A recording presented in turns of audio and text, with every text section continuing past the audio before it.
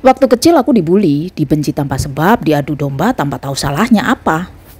Hai, ketemu lagi dengan saya Rin Sastro. Kali ini saya mau membahas tentang bulian yang membuatku kuat dan mencapai kesuksesan. Waktu SD aku dibully sama teman-temanku. Bahkan ada salah satu guru yang sangat membenciku. Dia guru kesenian. Sampai-sampai aku dibuat seolah biar iri. Ada pembentukan paduan suara, aku tidak terpilih. Yang terpilih ada anak yang suaranya cempreng. Sampai-sampai aku pun waktu ujian nyanyi itu keliru mulu. Karena saking gimana ya, namanya anak kecil pasti ada rasa takut. Entah kenapa guru itu benci banget sama aku. Bahkan saat aku main bersepeda di jalanan dilaporin sama orang tuaku. Aneh kan? Teman-temanku juga membuli aku, entah iri entah apa. Waktu SD benar-benar kayak momok banget buatku. Sampai SMA pun aku dibully. Aku memang bodoh saat SD sampai SMA itu. Selalu ranking, mungkin bisa dihitung dengan angka ketujuh dari bawah.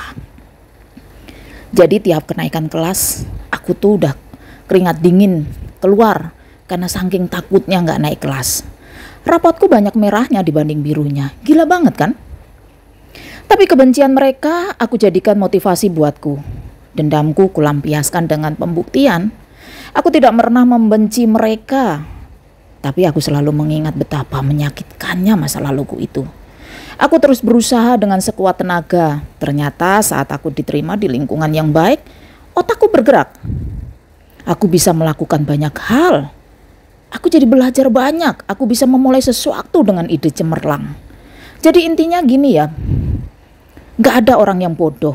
Karena ketika kita di lingkungan yang tepat, kita bisa jadi pintar karena kita dihargain dan kita diterima dengan baik. Kalau kita di lingkungan salah, pintar juga akan dianggapnya bodoh. Dari pengalaman-pengalaman masa lalu aku itu, saya tidak pernah meremehkan orang. Saya selalu menghargai orang di sekitarku. Bahkan orang yang punya cita-cita tinggi yang mungkin orang lain bisa bilang omong kosong, bullshit lah. Ketinggian cita-citanya lah. Tapi orang bicara padaku akan kusupport. Buatku tidak ada yang tak mungkin.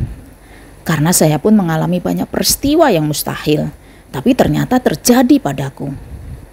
Kawan saat itu banyak banget orang meremehkanku. Menganggapku gak mungkin aku bisa punya perusahaan. Tapi pada akhirnya saya mempunyai perusahaan perseorangan terbatas. Punya kafe besar, punya butik, punya production house, punya percetakan advertising. Dan orang mungkin gak percaya saya bisa jadi produser. Tapi semua aku rintis dari bawah. Dari nol banget. Tanpa modal sama sekali. Dan saya saat itu merasa karena saya orang desa ya. Tiba-tiba saya mengenal banyak artis papan atas loh. Sekelas Nirina Zubir, Wulan Guritno, Titi Kamal dan lain-lain. Tapi saat itu saya tidak mengenal, dalam arti saya bukan yang ingin mengenal mereka, tapi mereka mencari aku. Meskipun karena pengen perusahaanku menjadi sponsor. Semua berawal dari kebencian teman-temanku di masa lalu, dibully mati-matian. Mungkin selain bodoh saat itu aku jelek banget. Jadi tampilanku itu benar-benar yang culun banget.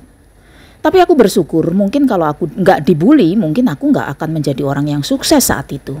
Jadi kuatkan mental ya. Karena saat dibully, kalau hati kita lemah, bisa-bisa kita itu bunuh diri.